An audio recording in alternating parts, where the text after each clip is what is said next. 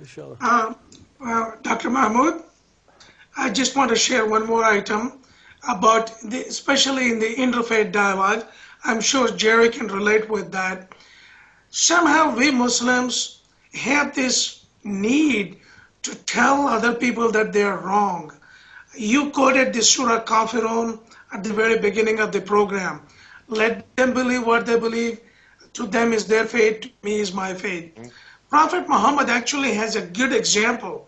When the Sulh Hudaybiyah, the peace treaty, the 10-year peace treaty happened in Mecca, the document was signed by Muhammad Rasulullah. The opposing team objected to it, say you may be Muhammad Rasulullah to the people you believe, but you are not Rasulullah to us.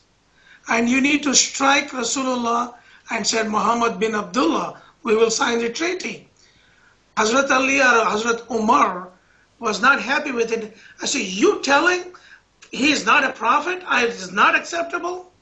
Prophet Muhammad stopped him. And he said something, the most beautiful thing ever for the interfaith dialogue. That is, Umar or Ali, whoever it was, those people know me as son of Abdullah, not as the prophet. You guys believe me as the prophet, Muhammad Rasulullah, but they don't. We have to respect their belief that they don't believe in me. We don't have to agree with them, but we have to accept that that is their point of view. And then he had the name changed to Muhammad bin Abdullah and signed the treaty. That is the definition of pluralism. That is respecting the otherness of other. When we respect the otherness of other, conflicts fade and solutions emerge. Muslims, in all the gatherings, I have done my best to change that thing. The first thing when they meet a Christian, he says, well, you believe Jesus is the Son of a God. We don't believe that he was a prophet. Why? That is their belief. That is your belief. You are accountable to God for what you believe, not what someone else believes. Let them believe. Lakum dinakum waliyadin. Let them believe what they believe. Let you believe what you believe. There is no need to prove them they are wrong. You can have a dialogue. You can share what you believe. If they see reason and logic in you, or you see reason and logic in theirs, you can convert. But there is no compulsion. That is one most critical thing, source of conflict between Christians and Muslims. The second source of conflict emanates from the very same source. I had many discussions on that. There was a priest in Syria in 850 AD. Until then, everybody believed, the Christians believed that Jesus was Son of God, whereas the Quran says Jesus was a prophet.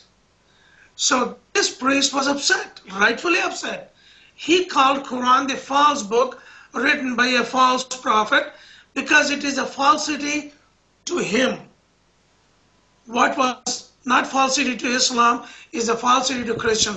They believe Jesus is Son of God, and we try to deny them that because we believe differently. We need to learn the Quran and let them believe. If Jesus is Son of God, that's what they believe. What is my problem? Let them believe in that.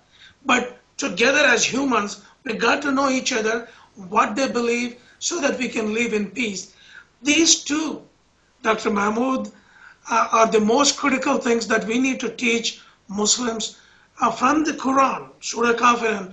Learn to accept the otherness of other, and a lot of conflicts will go away between Christians and Muslims. This is the root of most of the conflicts. Yeah. Yes, Allah actually describes in the Quran and how to approach the people of the book. Allah says, invite them to the oneness of Allah. That's what Allah says. And argue with them only in the kindest way. So treat them with compassion, mercy, love, inshallah. As you said, if we represent Islam in the best way, which is described in the Quran by Allah, then of course they will admire that. They will like this. Yeah, exactly. And we hope they will convert. If they don't convert, there is no compulsion in religion, of course. And we can live in peace. Like, for example, in the past, we showed that at the time of Ottoman Empire, the Jews were brought from Spain, and we lived in peace for centuries long. And the Christians were also treated very nicely, like the time of the Prophet The Prophet is the best example, of course, sallallahu alaihi wasallam. In the